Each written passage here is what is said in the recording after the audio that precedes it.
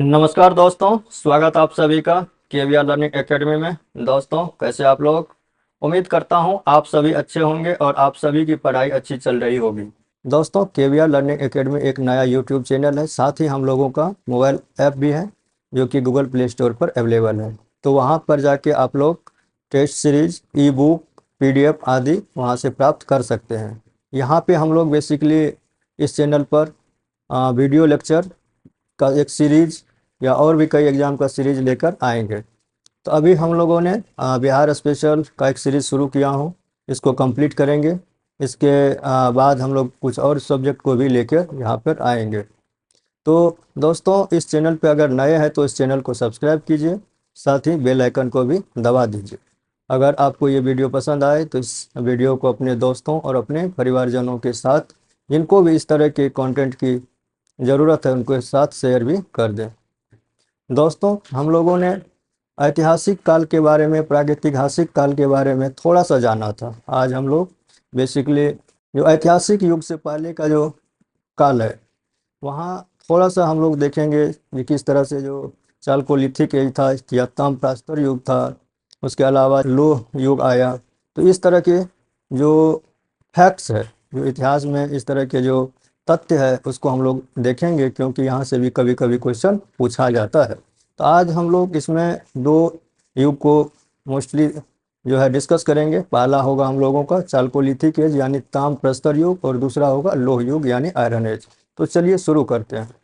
दोस्तों, ताम्रप्रस्तर युग, अगर इस युग के नाम की हम लोग बात करें तो यह दो शब्दों से मिलकर बना है। ताम्र यानी तांबा,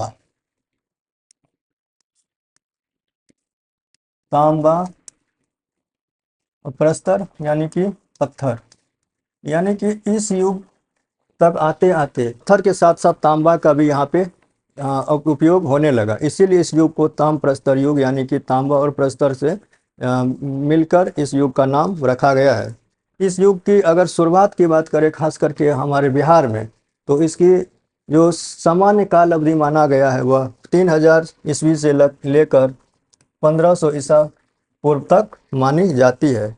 यानी बिहार में ताम्रप्रस्तर युग अगर पूछे कि कब से कब के बीच में रहा है, तो वह 3000 ईसा पूर्व से लेकर 1500 ईसा पूर्व के बीच में रहा है। अगर इस युग की जो एक विशेषता है, जैसा कि मैंने अभी बताया कि यहाँ पे आते आते तांबा भी उपयोग में आने लगा था। उससे पहले पत्थर ही मोस्टली यूज होता था। उससे पहले थोड़ा सा देखे थे कि कुछ हड्डी का भी औजार मिलता था। लेकिन इस युग में तांबा के साथ साथ पत्थर का भी यूज जारी रहा। उसके अलावा आप देखेंगे दोस्तों कि इस युग में मनुष्यों ने तांबे का उपयोग आरंभ कर दिया था। इसी वजह से इस युग को ताम्रप्रस्तर युग भी कहा जाता है। आगे बढ़ते हैं।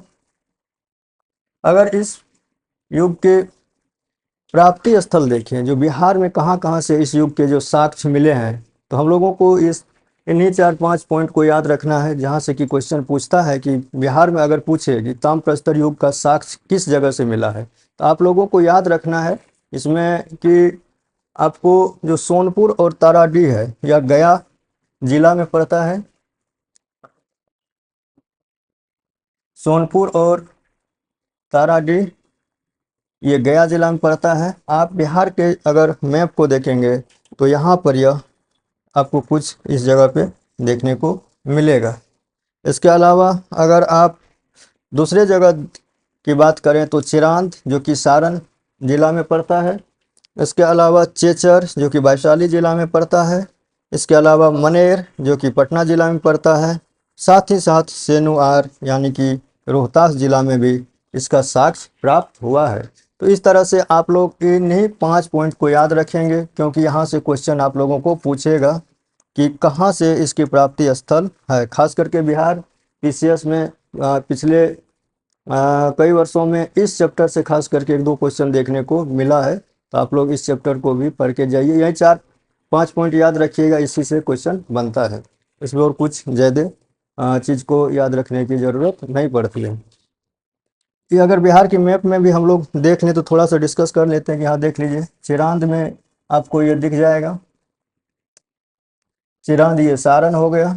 उसके बाद चेचर, जो कि वैशाली जिला में पड़ता है।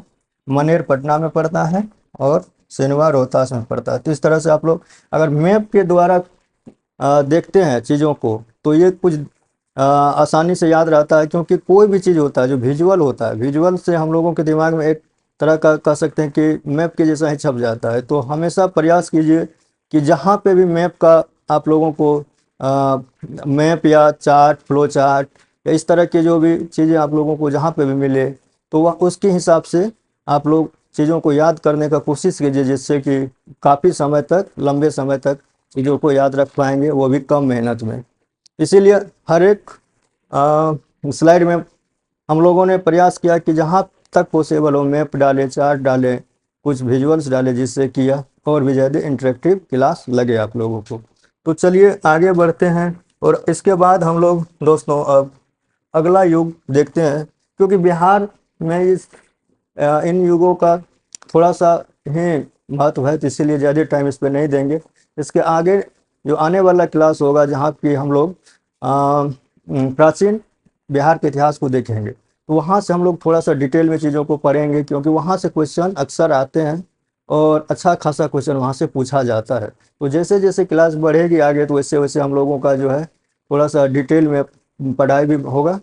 तो यहाँ पे यही कुछ पॉइंट है जिससे कि क्वेश्चन अक्सर पूछा जाता है, तो इसीलिए थोड़ा सा शॉर्ट में इन सारे पॉइंट को निकाल के हम लोग आगे बढ़ते जा रहे हैं। लोह युग की बात किया जाए दोस्तों, तो लोह युग अगर बिहार में पूछे कि बिहार में लोह युग का प्रारंभ कब से कब के बीच माना गया है, तो अगर बिहार में लोह युग के प्रारंभ की बात की जाए तो यह लगभग 1500 ईसा पूर्व में शुरू हो जाता है और कब तक चलता है, यह लगभग 600 ईसा पूर्व तक रहता है।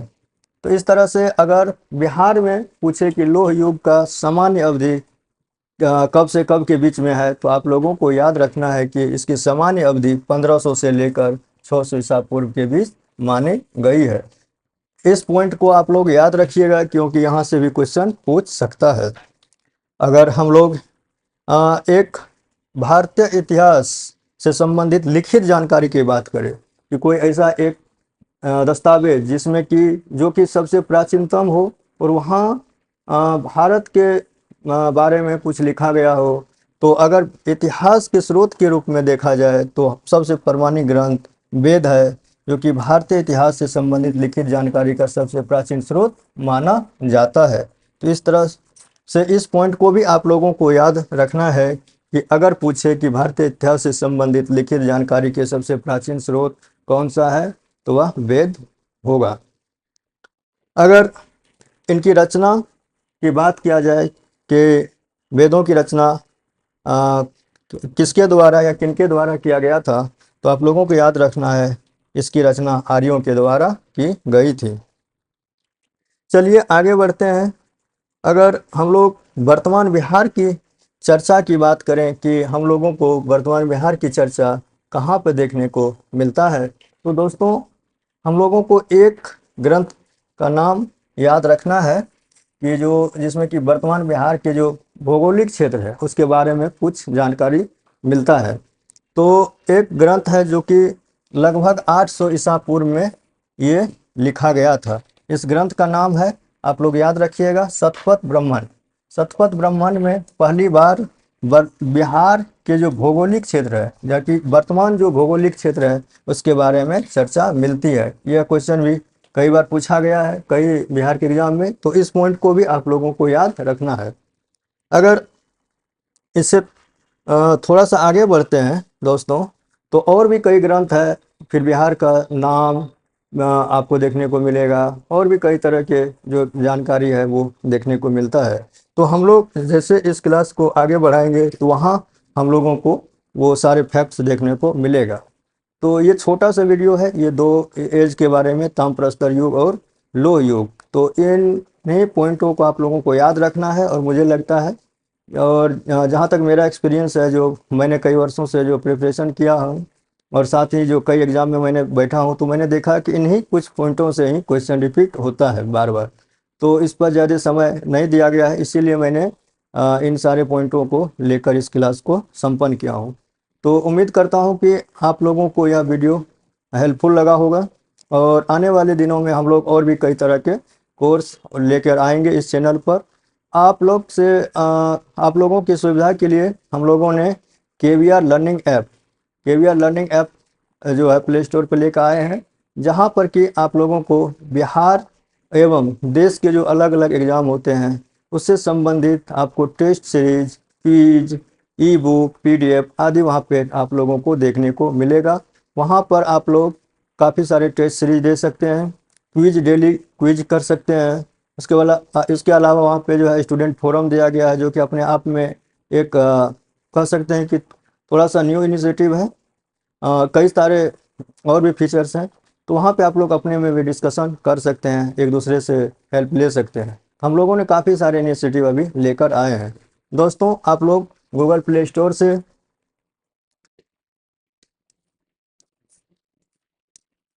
KVR learning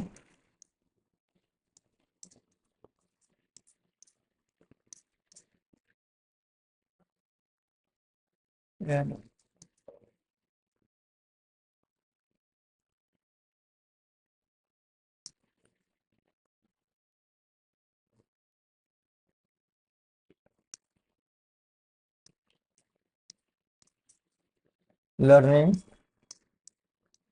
app.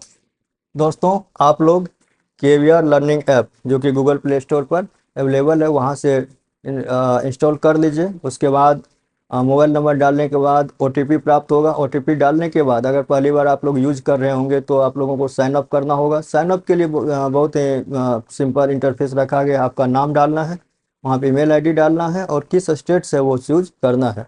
अगर आप लोगों के पास ईमेल आईडी नहीं है या है और भूल गए हैं तो कोई दिक्कत नहीं, आप वहाँ पे कुछ भी मेंशन कर दीजिए, xyz abcd@gmail.com कुछ भी कर दीजिए। मैंडेटरी वो फील्ड नहीं है, अगर है तो वो डालिए, क्योंकि इन फ्यूचर हम लोग ईमेल के माध्यम से या फ़ोन के माध्यम से आप लोगों से कम्युनिकेट करेंगे।